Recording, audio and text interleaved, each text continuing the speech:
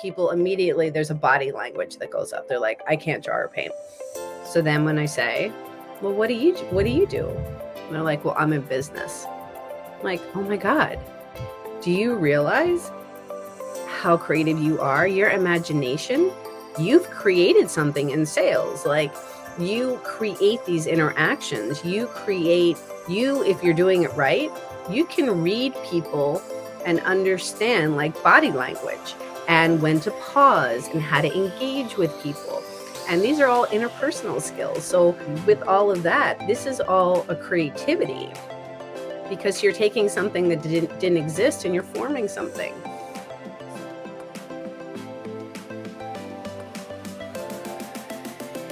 Hello and welcome to Power to Speak, the podcast. And my guest today is Creativity Doula, Hollis Citron. I mean, I just love that, Hollis. Creativity Doula. Welcome to the podcast. Thank you, Jackie. So excited to be here. Can't wait to see where this conversation goes. Yeah, we've just had a very quick conversation about the weather in Jersey, which is, a very British thing to do. So yeah, you're all the way over the other side of the Atlantic and I'm here in the UK. So tell us a little bit, Hollis, about, I mean, you've got Hollis Citron, I am creative. And this is how we connected because, we are kindred spirits, I think, in our creativity. And there's lots of parallels as we've sort of been discussing in what we both love to do and how we like to help people actually using that creativity. So tell me a little bit about the Creativity Doula. So first I want to acknowledge, so everybody, if it looks like I'm looking in a weird way, I know I'm supposed to look at the green dot, but I like looking at my person. So I'm looking at Jackie. So if it doesn't look like I'm looking at you, I apologize. I am, but I'm looking at Jackie to have this conversation. So Creativity Doula, thank you for that. So a client actually gave me that name. And as I was helping her with a book, she said, Hollis, you're going to be my doula and we're birthing this baby. And at first I was very literal. I'm like, well, we had a doula with our son. And then I was like, oh. So then when I mentioned it to some other people, they said, well, you're a book doula. I said, no, I'm a creativity doula. I help guide people to birth their stories. And that was just like, that when you get that feeling in your stomach and you're like, yes, that's it. Wow. I mean, it just, as you say, it just explains beautifully what it is that you do. And I love that birthing the story feeling, or birthing people's creativity as well. So where do you see yourself? Because you come from a teaching background. You've been an art teacher for sort of 30 years before you are now doing what you're doing. So where is the first love? Or is it art? Is it writing? Is it publishing? Is it all of the above? Thank you. It's really all of the above.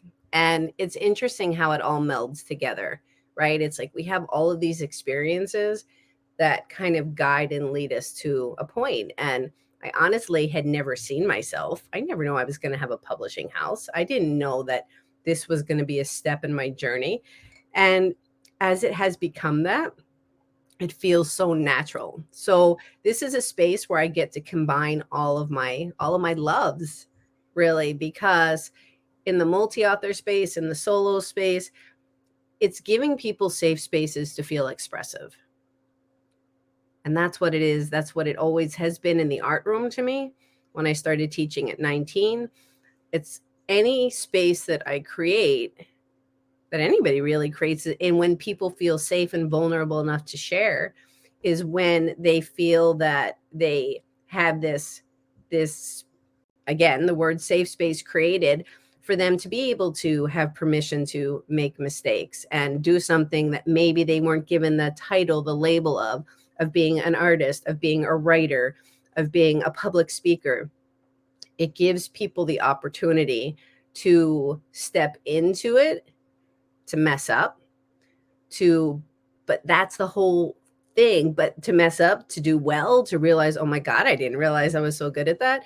That's the whole birthing process, right? It's those ebbs and flows. And then literally when in the actual birthing process, let's say of a baby, there gets to be a point where maybe not everybody experiences it, but often when it's the hardest and the most painful, you want to give up. You're just like, I can't do it anymore. I'm just so tired. I can't do it anymore.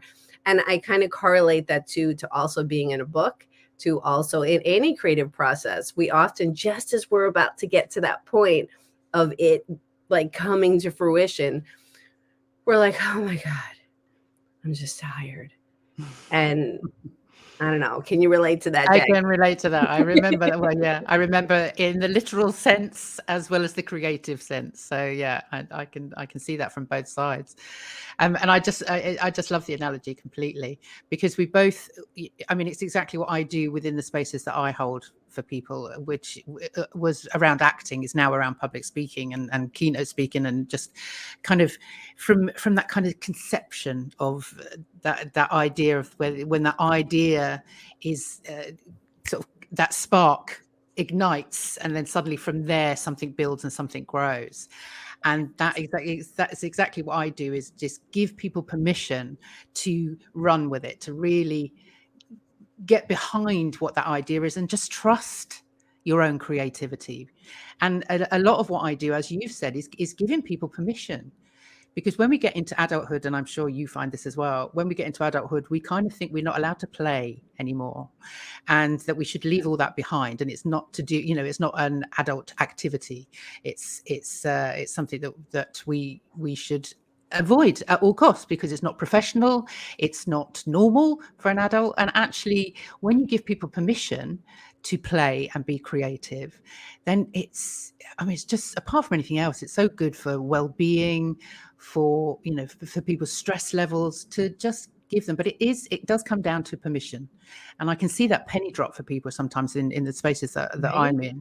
Once you give them that safe space, that supportive environment, and say to them, yeah, it's okay, go for it, then actually, you can kind of see the relief of just having that permission to be themselves. I love all of that. It's yes, exactly. We're on the same page, and it's making me. I want to share a quick story about when I was in the classroom. This was a school that I would see the kids maybe like every 2 weeks. So obviously very intermittent. And this was an 8th grade class. One particular girl in the class, there was a lot of behavior issues. So anyway, we were creating this project where they were creating like a product.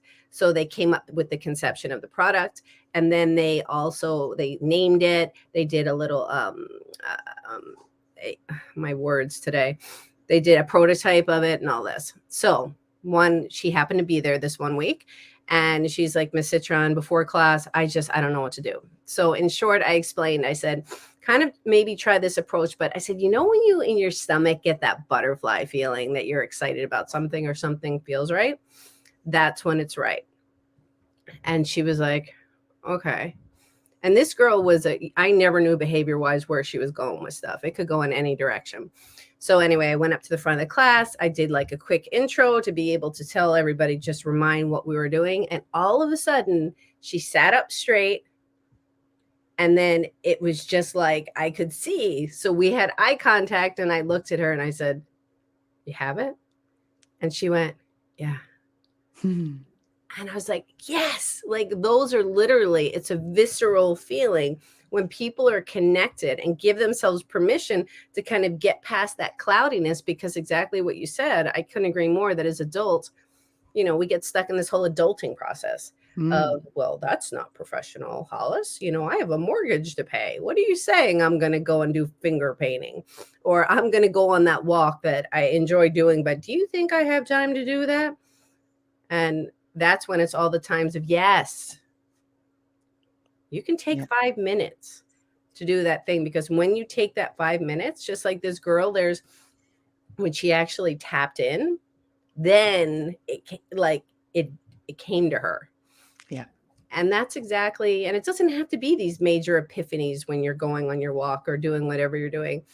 It's just, you're more connected to self, you're more Yeah. connected to others when you do things that you enjoy, and you don't have to be perfect at it.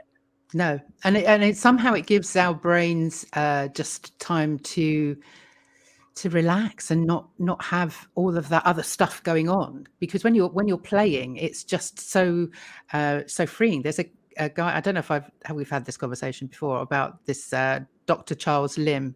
He did a fabulous TED talk about some experiments that he did on improvising and creativity. Oh, And he worked with jazz musicians and hip hop artists, and he put them in an MRI scanner to scan their brains.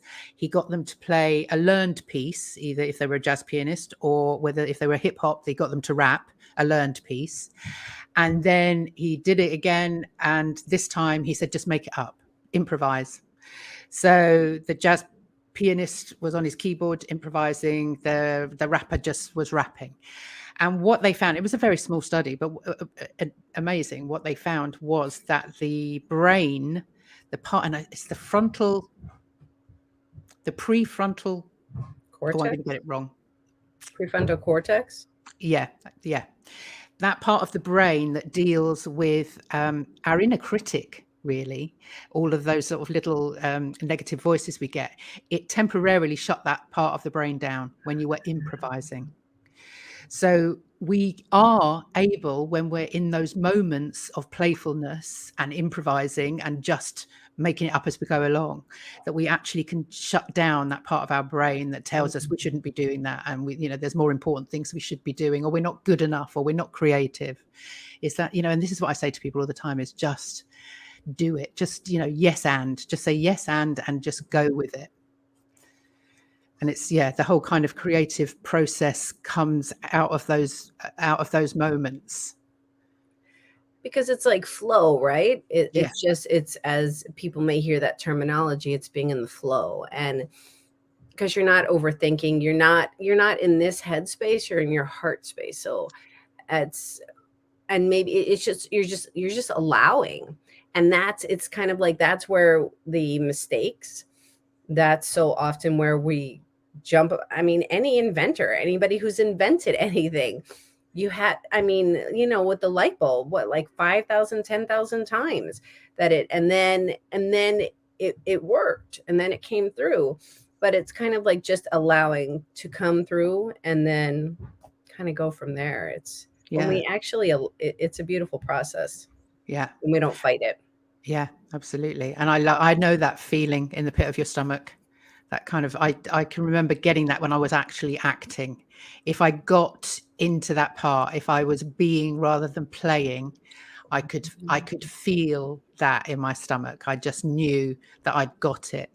And that's a feeling now that I say to people, when you feel that before you go on stage, before you step on stage to do a talk or give a presentation, you'll have those feelings. Don't think of it as nerves. It is excitement. It's the same feeling, and it's just that kind of mindset of just get out there and enjoy it, And when, as adults, I am still too, we're frightened of making mistakes. Nobody likes to be proved wrong, or nobody likes to make a fool of themselves. But actually, it's in those moments, as long as we take them as a learning process, then we move on, and we move up. We don't, there's other places to go from that learning.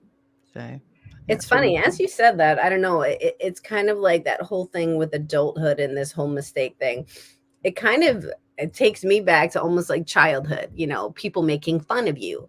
And you get that feeling of, nobody likes that feeling of like, oh, you made a mistake, or whatever that is. But I found that as an adult, as I stumble and when I laugh, I'm just like, no big deal. It really is. I am really, truly learning. This is all a process, that it really does all start from within. Yeah. It all starts from me. People could be doing whatever they are around me. It's that whole react, respond. I literally get to choose. Yeah. And that's empowering. Yeah, absolutely. I don't know if it was something of yours that I was reading about, happiness being a choice, which is certainly something that I've been telling people for years. Happiness is a choice. Anything that we choose to do anything we do with our lives is our choice. Nobody else is responsible for what we do or responsible for us being a certain way. Yeah. We make those choices, and happiness is the same as that. I have exercises in my acting classes where it's like, well, if choose, are you going to be a high status character? Are you going to walk around as if you're confident, or are you going to walk around as if you're not, as if you're downtrodden and have no self-esteem? That's a choice. You have that choice every day of your life. And it's the same with creativity. And I know it's that thing of people saying, oh, I'm not creative. It's a choice. That's all. It's your choice, and whatever your creativity is. And I'd love to hear your definition of creativity, because I know that that's something in your own podcast that you love to ask people too. But I find it fascinating, because so many people out there don't feel they are creative because they don't feel they can paint or draw or any of those conventions that are associated with creativity. Whereas for me, it's a lot broader than that. So what's your definition of creativity, and how do you sort of explain it to other people? Thank you. The word creativity, I think, gets used a lot. So here now it's become more of a word that's recognized. And it's funny, in naming my company, I am creative. It's just so creativity to me means life. It's life. And it boils down to me also to expression. So life is how you express.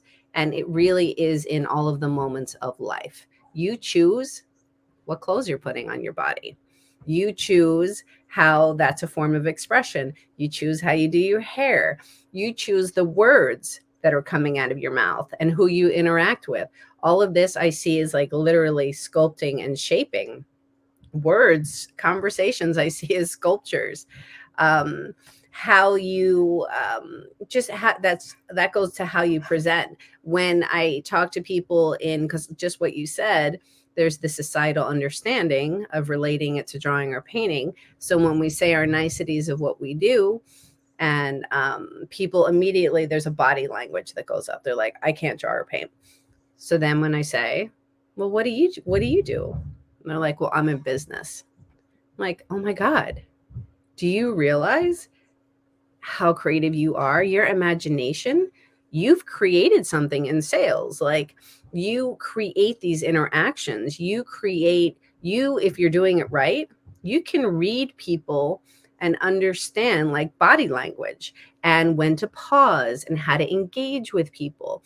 And these are all interpersonal skills. So with all of that, this is all a creativity, because you're taking something that didn't exist and you're forming something. So just like those little things of pointing out, people are like, oh, I've never thought of it that way.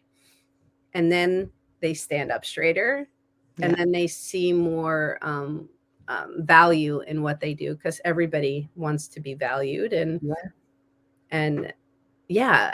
this word, when people, I think so many people, and it starts young, where these labels happen. And I can say, well, and as we know, we put people in boxes. So, oh, well, even when teachers would bring kids down to my class, and we'd be waiting in line before we went inside. And one particular time, this teacher brought down a drawing that a kid did and said, oh, Mrs. Citron, I need to show you, like, look at what the artist of the class did. And in my head, I'm like, no, don't do that. Like, they're in third grade. Even if they were in high school, like, don't do that. Because yes, give the kid props. That's amazing for what they did. And I want to be able to comment on it and see it and acknowledge it and talk to them about it. But by announcing that to the class with that label, that means that nobody else in the class is the artist. Yeah. Yeah. And it starts young. It does start young. It does. And it's something that I had certainly in primary school, where in sort of up to, I don't know what the grades are here, but up to sort of age 10, 11.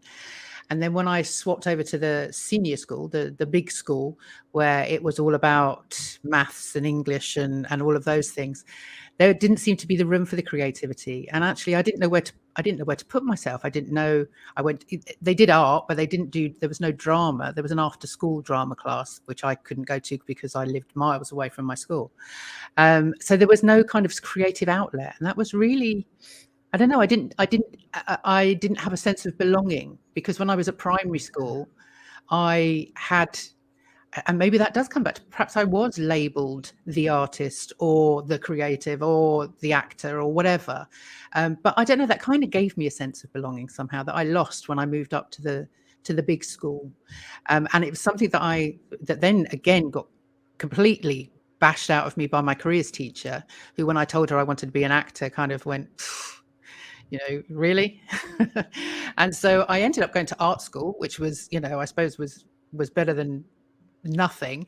But I should have gone to drama school at that age. That I should have been encouraged to, but I wasn't. I was discouraged completely. And I didn't come back until I went off to art school. I got into fashion and designed and stuff, hated it, should never have done it. And then ended up coming back to drama when I was nearly 30. So I'd missed all of those years of doing what I loved doing. And Right. now, and coming into the business world, and going into networking spaces with other business people and talking to them about what I did in the early days when I was Atticus Arts, which was sort of the creative branch of what I do now. They didn't know what I could see, that body language, that kind of, oh, okay, well, I'm not creative, so I can't talk to you. I mean, and it was like, I felt like they didn't know where to put me, which is why I started my Creative Conversations podcast, because I wanted to talk to people and get them to understand that actually we are all creative. It's innate. It's, as you say, it's life. It is, absolutely. I love that. So tell me then, how did that start for you in those early years? Going back to you as a little girl, how did that kind of manifest in your life back then? It's interesting. And thank you for pointing out. And I guess I just kind of want to reiterate, it's not a bad thing to tell somebody, to give them a label of artist, because just like you said, it gives you a sense of being, like you can fit in. Often when we are this way, we're kind of like, who are we? We're different than other people. And so I just want people to understand, yes, give people that kind of understanding of themselves. What I was just saying is that when you announce it and say, well, this is the class artist, then it just kind of shuts Yeah. other people down. No, absolutely agree with that. Yeah. So that's kind of where I was going with that. Yeah. So as a kid, I was very shy. And shy to the point of, like, I had friends and everything, but I would turn so purple if you looked at me, and it wasn't a pretty shade of purple. It was like Hy-Vee purple, where I wanted to hide. And it kept me small for a really long time. So in saying all of that, I did visual arts, but it wasn't like a main thing that I did. But I was always different. It's kind of like I saw things in a different way. Would take a longer time to process information. And but I did find that the visual arts for me was a way of expression that felt good to me. I did end up going to art school, didn't know that was going to happen. And it's interesting, kind of along the way, often in my life, it's kind of, I wasn't a kid that was like, well, when I grow up, I'm going to do this, this, and this. My parents were very supportive of me in general. But when I ended up going to art school again, like I just said, and then with the publishing house, I wasn't expecting it, but it felt natural. So I ended up studying ceramics, and the three-dimensional world, seeing things in 3 dimension makes sense to me. It's something, because drawing and painting, I can kind of do, but I see things in the round so much better. So, and when I chose to go to art school, my guidance counselor said, well, you don't have good enough grades, you're not going to get in. I'm like, yeah, you're good. Well done. That was a good pep talk. But I am the kind of person where you tell me I can't do something, and I can be quiet, but I'm gonna kind of get in. So I did. So yeah, and then it's kind of evolved as I ended up teaching, which I didn't know that was going to happen. My mom was a teacher of 33 years. Um, But in order to get like this residency that I wanted to get, they said, well, which was for ceramics, where you got to have a space and create work and have shows. They said, well, you have to teach with that. I'm like, really? I'm going to teach adults? Like, I'm 22 years old. What are they going to learn from me? And that's when the light bulb went on, and I realized, oh, they're kids, but adults, because they're beginners in this. So they're actually looking to me. It's this whole perception of self, right? Yeah.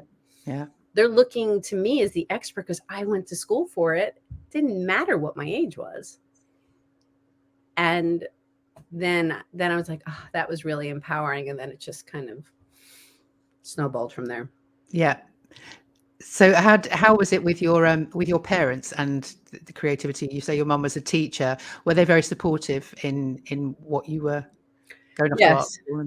Yeah. Gratefully, they were. My parents were very supportive. My mom, I mean, talk about creative, like through what she did in the classroom was just, she was way ahead of her time. She would have kids. She was an English teacher. She went between English and math, but in the middle school, which she loved that age. And she would teach them, excuse me, like about Romeo and Juliet. She would have them read the screenplay. She would have them write their own screenplays. She would have them act it out. And then she would take them to a rehearsal down in Philadelphia to actually see them do it. Like, she would take them through the whole process. Yeah. So she Yeah. was so out of the box. My father was so, it's funny. He was a banker and insurance man, and then he had his midlife crisis and he became a photographer. Yeah. And he made it his until he unfortunately passed like 20 years ago. But he did art shows and sold his photographs to a lot of hospitals and offices. And so gratefully in all of that, I had parents that got me Yeah. and Yeah. supported me. So, and to this day, my mom is my biggest cheerleader. So Yeah. very grateful. Yeah. Same here. Same here. Both my parents actually. And yeah, I think we are the lucky ones because so many people in those early years, and it can be teachers, it can be parents that just don't have that sort of the support of allowing a child just to Yeah. be rather than trying to sort of squash them into a box.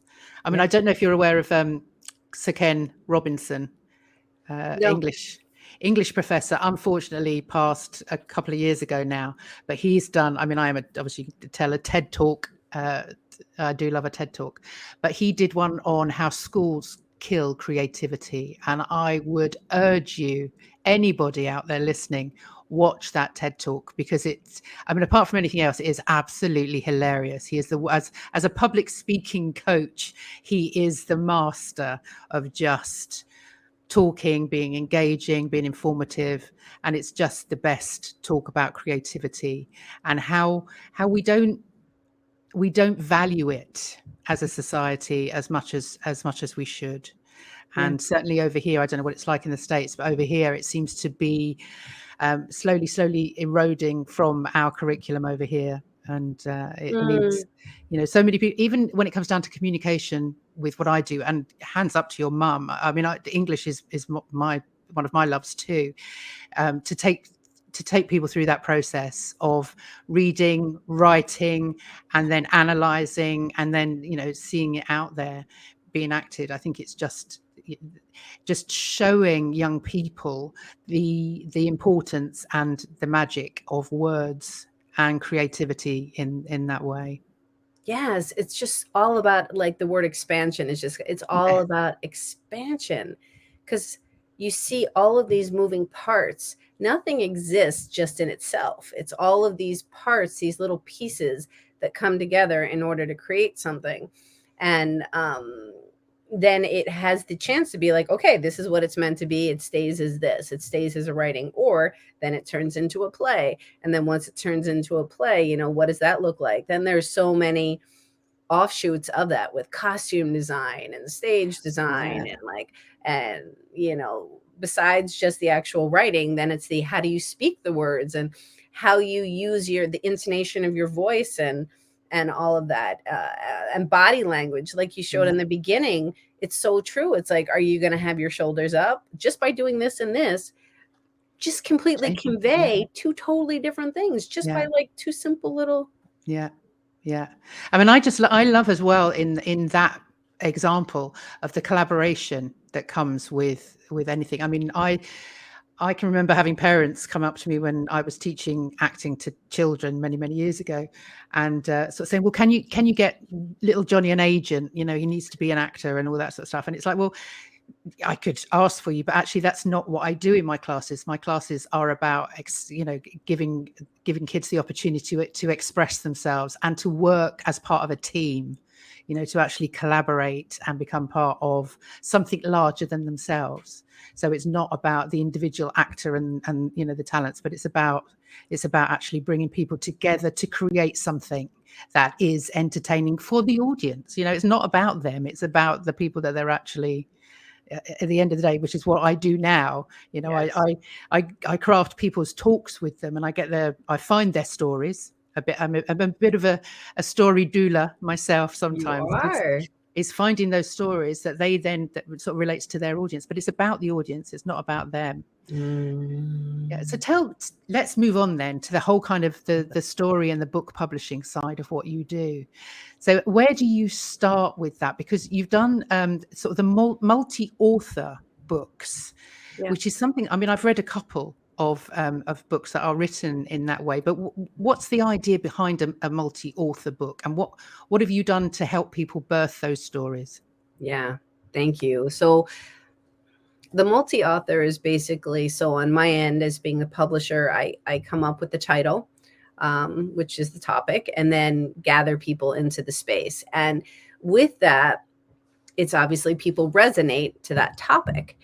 And what's so beautiful to me about this space is it's so much to me about community. Like you're saying, it's like it's about community. It's about this tribe of finding people who get you fit into this space, and people get to participate on many different levels. Some people are just like, Hollis, I just want to be able to share my story and be able to have the space to do that, and I take care of the editing, formatting, cover design, number one Amazon set. Like, I take care of all that, and they just want that aspect, whereas other people come in and they're just like, they need some more hand holding.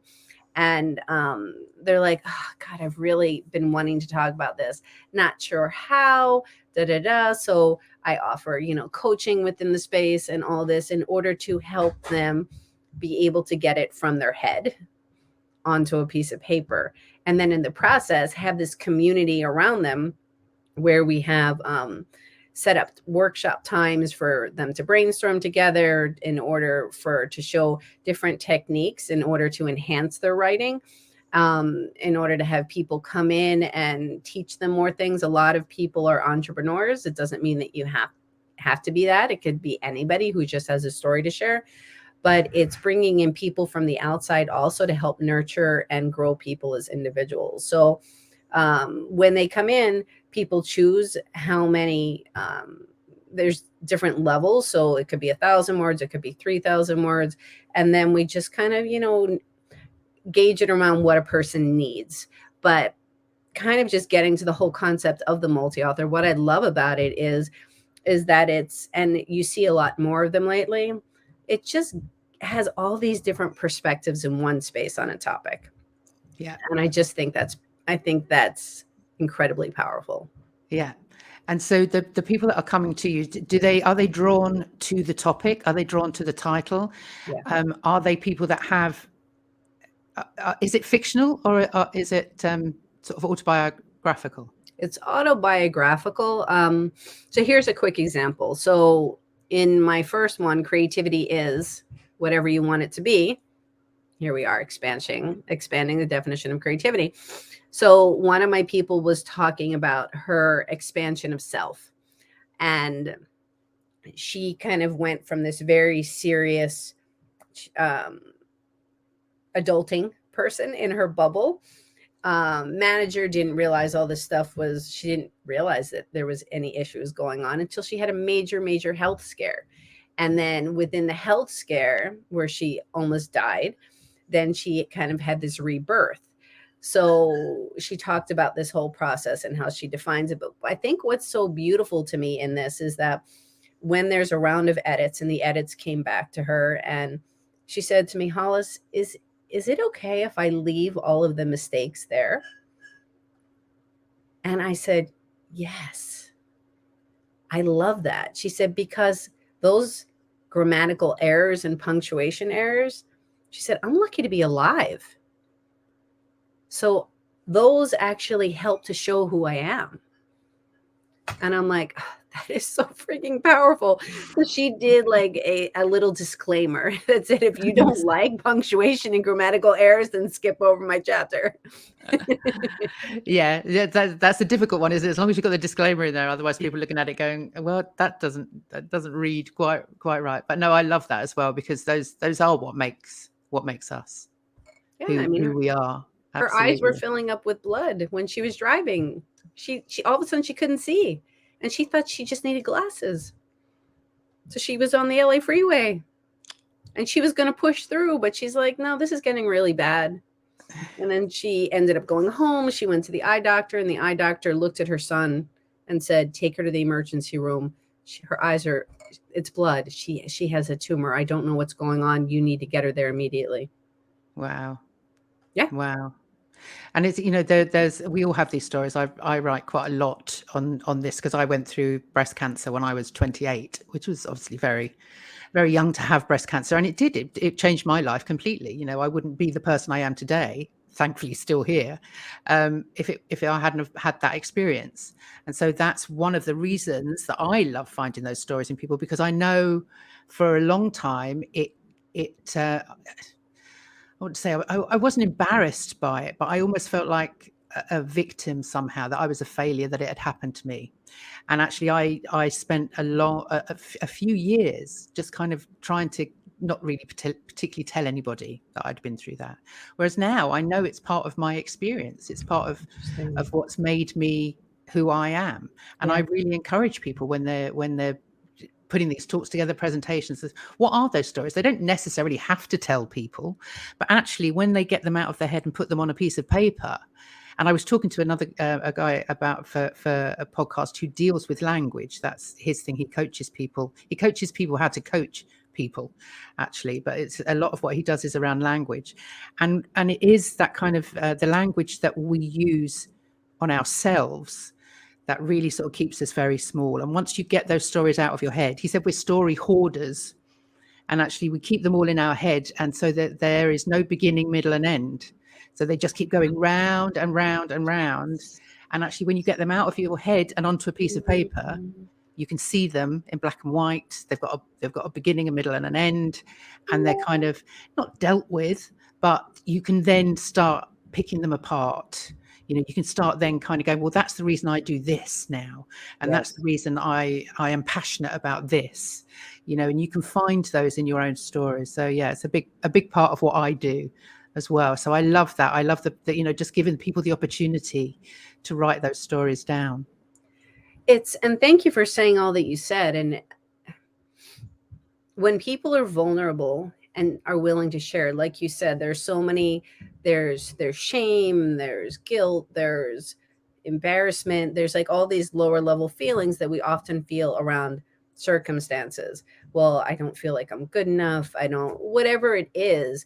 So we keep it inside. But there is a part of us that's really dying to share it. And we know, everybody, that we're not the only ones going through this. Or it's like, maybe you don't know, but when you open yourself to realize you are not the only one. Yeah. It is your story, and nobody can see it in the same way that you do, because they don't have your lens, they don't have your experiences, they don't have all of that, but there are similarities in things. And that's where, when people get to the point of being like, I want to share this, I can't tell you how many people who within this process have said, I didn't realize, I didn't know it was going to be about this. I just thought I was going to write a chapter. But in writing the chapter, you learn so much more about yourself. You realize you kind of forget about things, because when you're kind of sharing and creating the beginning, middle, and end, in a sense, of the story, maybe not of everything, it's a to be continued, but there's so much meatiness, and you're like, oh, I forgot about that. Mm. Oh, I forgot about, oh, real, oh, wow. And you realize kind of what you've done, or what you, and you're like, I'm kind of a badass. Like, Yeah, yeah, yeah. I'm just like, wow, okay. And then when people, and then again, to me, community is so important. It really is about the networking aspect, and the having, making new connections, making new friends. And within business, within, oh, come onto my podcast, let's collaborate on something. Like, it's more than just the writing of your chapter. It's bigger. And then when the book is published and it goes out, I love hearing from people saying, somebody just reached out to me and saying, and I'm not going to say that every time somebody's going to reach out to you, but I do know that your story will have an effect Yeah. on somebody. I know Mm. more than one person. And they'll be like, wow, Yeah. Yeah. it's Imagine, powerful. it is powerful. And like you said earlier, everybody wants to be valued. We all want a validation. And this is what I say to people a lot of the time. You kind of live with your own stories forever because they're yours, and you don't see the value in them. But when you share them, when can actually, when you're brave enough to put them out there, then you quite often will validate somebody else. You will give them validation. You will make them realize that actually what they've been through makes them a badass. It's a knock-on effect. You're not, and I say this, you're not sharing those stories, because quite often I'll have people come to me and say, well, why would anybody want to know that? Why would I want to share that? They don't want to be that vulnerable. But actually, when people are talking to me and saying, why would I want to share? You're not there to elicit sympathy. You're not there telling your story for people to go, oh, poor you, what a shame, haven't you been through Right. an awful time? Right. But you're finding those stories that actually you learned from. You've learned them from them, therefore other people will learn from them. So you're only telling those stories that are of benefit to your audience. Again, it comes back to the audience. It's not about you. So it's finding those stories that are really going to resonate with other people. So in my second one, multi-author, Invisible No More, Stepping into the Spotlight, one of my contributors that's just popping into my head right now as you're saying that, she ended up writing her solo book after this, Trust Your Own Voice. But her main starter story of it all is, she was in the boardroom, she was an executive, and she was told to be quiet often.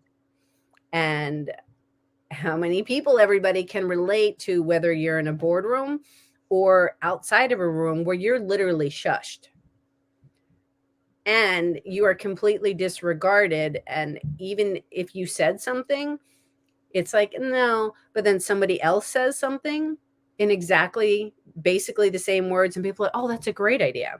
Yeah. So her take on Invisible No More was, she put up with that for a period of time until she finally, actually, literally, her supervisor pulled her aside and gave her a strong talking to, in the sense of, you can't put up with this anymore. Like, why did you back down? Why did you allow that, in a sense? And that was kind of like an eye opener journey of, why did I allow that? So yeah, so from Yeah. not being seen to being seen, it's Yeah. so this is also what she does. She goes around and she does public speaking, talking about trust your own voice, Yeah. specifically to women. Men can be there too, because men are in this also, but her audience really is for women, Yeah. to be able to understand that your voice is important. Yeah. I mean, that is absolutely. But you've just reminded me of a story you told me the last time we met about a child in one of your classes that was shut down. Do you mind telling that story? It's amazing how you can love a person who you don't even remember their name. So, okay, hopefully I don't cry on this. Sometimes I No, do. when you told me, you made me cry. Okay, so I lived in New York and was doing a residency. And a residency meaning I would go into the schools a certain amount of days for a certain amount of time. So this one particular, and do art lessons. So this art lesson in particular was about ripping paper. And this classroom was a kindergarten class, and it was a inclusion class, meaning a special ed teacher and a general ed teacher. So I was in my 20s, went into the class, would do an intro, a hands-on, and then a closing, and where kids got to share. So we were at the sharing time. We cleaned up. We're at the sharing time, and 3 kids got to share. And this one child raised his hand, and I knew a little bit of his backstory. He was a selective mute, so he had never spoken in class.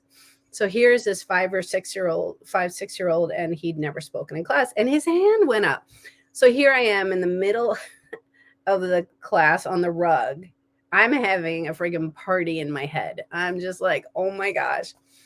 Well, one of the teachers is a screamer. So, can you guess, everybody, what happened? All of a sudden, I hear, as I'm about to call on him, and I don't remember his name, this was like 25 years ago. I hear, you want to talk. You want to talk. You never want to talk. Fine, talk. In my head, I am saying every expletive I could and talk about like this little boy, like talk about body language, like we talked about, like all of a sudden it was just like he just curved in and his head went down. I'm just like, oh my God, okay. This isn't my classroom. What do I do? Blah, blah, blah. So I went over and I stood next to him and I took his artwork and I said, who would like to tell, so-and-so what they like about his work? Little kids were raising their hand. I like da, da, da, da, da. I was just gathering my stuff to go to my next class. And I bent down and I said to him, sweetie, what did you want to say? And he whispered in my ear, I like the color blue. Oh.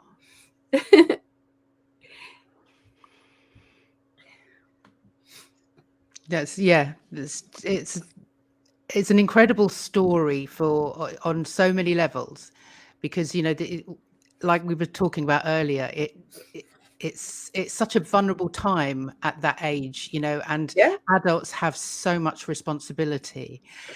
And they don't, I posted about what my careers officer teacher had said to me about acting, and I was 16, and how much that crushed me. But you can imagine when you're that age to be shut down like that, when it has taken so much courage just to put your hand up in the first place.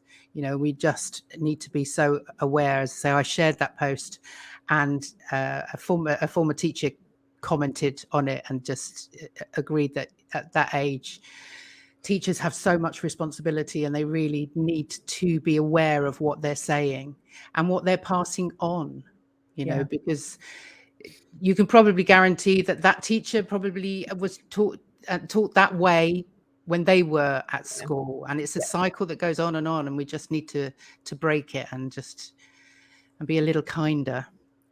We do. And I think, and there's the vulnerability of the tears on my end, but I think that the understanding in that for me is that that this little boy, who I don't remember his name, is a very big reason of why I do what I do. Besides the fact that my brother's special needs and he can't talk. And it's kind of like, that's obviously, have fun, have a field day with that, everybody. Like, that's not easy that's an easy one. But then when you enter these situations, like you're saying, like in the classroom, these things, they do matter. And understanding, and as teachers, everybody, believe me, in teaching, I get it. We don't have our beautiful, we don't have beautiful moments all the time. At times we slip and we say things, but in this case, it was very intentional. And in knowing your audience, these kids, we were in a very rough area. So kids come with baggage. And there's obviously a reason. I knew the little bit I knew. He had a story behind him, and he never spoke in class. Like there's a reason for all of that. So I think it just can kind of translate into any scenario that you're in, and knowing your audience really understanding how to speak to a person and to create those safe spaces for people to feel expressive. I hope that this boy is okay. Like, I hope he's alive. He was in an area that was a very, you know, I feel for those situations. But translating it to being now, it gives me the bigger understanding that everybody deserves to be heard. Everybody has a voice. And even if you don't agree with it for whatever reason, it doesn't give you the right to shut them down. No, absolutely not. Absolutely not. No, thank you for sharing that. I understand that's sort of something that's so close to your heart, but thank you for that. Yeah, yeah. But I suppose it kind of brings us on to this other project you have that is around parenting. And I have one daughter who's now going on 20 at university doing creative writing. She's been a creative entity since conception, I'm sure. I did my own creative doula when she came out. And I've launched her on the world. But as a creative person myself, I never ever wanted her to feel the way that I did. That, I want her to express all of the creativity she has. I don't want her to ever feel that she has to be somebody that she's not. So I mean, is it doesn't come with a handbook? What's the title? I know. It Parenting wasn't Space was not in the manual. So the wasn't art in the of manual. parenting your way. So tell us a little bit about that. Okay, so everybody might be like, "Oh my God, Hollis, how many things do you do?" But it's all strung together. Again, with it's these topics that passionate about and need to be put to the forefront. So it's just this concept that parenting is there isn't a manual. Like yes, there are baby books and there are teen books and there are all these kind of books, but nothing prepares you for when you're sitting on the couch or when your child calls you and says, I just got offered this position and I'm not exactly sure what to do. And, my life could go this way or that way. Like, what do I do? And there's nothing you can look up for that. And it goes back to that concept of it's the art of parenting your own way. What I have found is that admitting I don't know and having real conversations and communication, I have found that when you communicate with your kids at very young ages, it's very helpful. Have there been a lot of stumbles along the way? Yes. My daughter and I would butt heads over I was stressed out at work too. Like when I look back, I realized how stressed I was in other scenarios. So I brought that home. And in bringing that home, I was fighting with her about wearing a hat in the wintertime. And it turned into a knockdown, in the sense of in her slamming doors and a 3-hour thing. And if any parent can relate to that, I'm thinking, looking back on it, I'm like, what the heck? Why was that such a big thing? It's because other things were out of balance. So this is creating an online space. It's starting right now. We're having panel discussions in a podcast form. It's funny, it's sarcastic, it's serious. It's bringing up topics in order to start conversations for people to come in and serious topics of, how to allow your child to be who they really are instead of making them who you want them to be. Mm-hmm. To everybody drops their kids. As babies, generally, everybody has dropped their child. It doesn't make you a bad parent.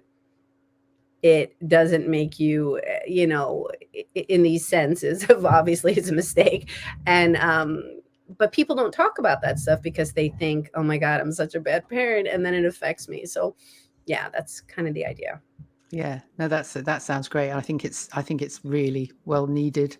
I remember when my daughter was about 4, when she started school actually, and we'd get up in the morning and I'd be rushing around, and I'm quite a passive kind of, I don't get riled up that easily, but just trying to get her out of the door in the morning, and trying to do her hair and get a uniform on and, get your teeth brushed and all of this sort of stuff. And one point, after a couple of months, I would suppose, my husband just said to me, well, why are you getting so angsty about getting her up and getting her out in the morning? Just chill. He said, I remember you telling me that your mum used to be like this with you and you hated it. And it just, for that moment, I thought, oh my God, that's it. I'm doing exactly what my mother did to me every morning. And from that moment on, I never did it again. It was like, no, just be chilled. If you go out with one shoe on, so be it. It was just, and it changed that whole kind of dynamic. I wasn't fighting anymore. And then when she got to teenage years, I remember talking to um, a friend who's had daughters that were slightly older, and she just told me, pick your battles. And that's all she said. She just said, pick your battles. And I thought, no, that's right. Actually, I don't have to fight about everything. Some things I can just let go. Some things aren't that important. And so that's my little bit of advice there for for all parents of teenagers. Yes, it's the freedom in that. And it's funny, at one point, we raise our kids to be independent thinkers. And at one point, my son was saying something, and I was just kind of like, who are you? I said, who raised you? How could you actually think that? And he looked at me and he said, did you ever think that it actually has absolutely nothing to do with you? And I looked at him and I said, no, it has everything to do with me. I said, we made you, I birthed you, we raised you, we did all of this. And then his timing is, it's always, he's very good at timing. He just kind of paused and said, didn't you raise me to like think my own thoughts and like think my own? I'm like, damn it. It's your fault. that's when it like bites you in the butt, and you're like, yeah, that, like, we're not always gonna, they're their own person. Yeah. And yeah, it's these moments when I find that my kids are so much smarter than me, and they've taught me so much. Yeah. So much along the way. Yeah. Yeah. It's amazing. I can remember, again, a friend who had children a long time before me, saying in the early days that we don't own them. As soon as they are born, they are their own person. We're only looking after them, basically. And so we have that responsibility. But yeah. So true. Yeah, actually, my son also reminded me. I said, so they say that you pick your parents. I said, so thanks for picking us. And he said, well, nobody else wanted you guys. He said, so I was like, fine, I'll take them. Yeah. It's like being picked for the football team. You get left till last. It's like, all right, I'll have them. Fine, okay, put me in there. Brilliant. Oh, fabulous. We've nearly done an hour here, Hollis. It's been a fabulous conversation. I've loved it. Absolutely loved it. So I'm just going to very quickly show people here, because you have, this is your Creative Conversations Podbean. So who do you talk to for your podcast? I talk to everybody, because like you, the whole idea is expanding this definition of creativity beyond drawing and painting. So I talk to people in all areas, and it's structured around 3 questions. And from what I remember, our questions are pretty similar. Yeah. Yeah. How do you define creativity? How do you incorporate it into your life? And why do you think it's important?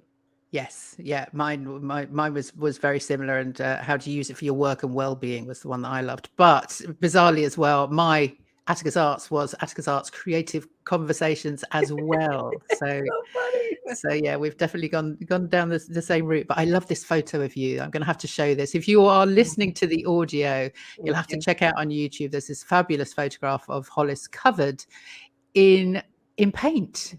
So what did you do there? Did you literally just paint yourself? I did. When my web designer put this image of this woman who has paint all over her face as the main image, for so long I was like, well, that should be me. Why should I have a stranger with that? So it took a little bit, but it's face paint. And I had my daughter face paint me, and then take a bunch of pictures, and it was really fun. Yeah, it looks great. I love that. Thank you. And this is your website, which is I Am Creative Philly. Is that Philly as in Philadelphia? It is. That's where I'm from. Yeah. And that's the website. Beautiful colors. Love a bit of color. Thank you.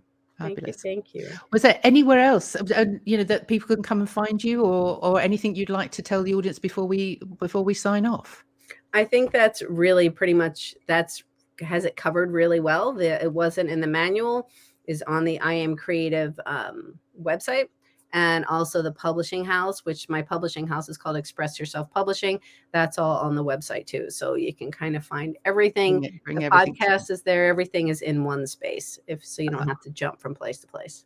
fabulous. And I'll put all of those links in all of these show notes too. So thank you so much for your time today. It's been wonderful. We could have talked all day. We should just let the recording run, and we'll just next time I'm on your side of the Atlantic, we'll put our feet up, have a cup of coffee, and just record it. Oh my gosh, I cannot wait. I cannot wait. Thank you so much for having me in this space. This was great. You are more than welcome. I will say goodbye. Enjoy the rest of your day. Okay. Bye, everybody. Bye.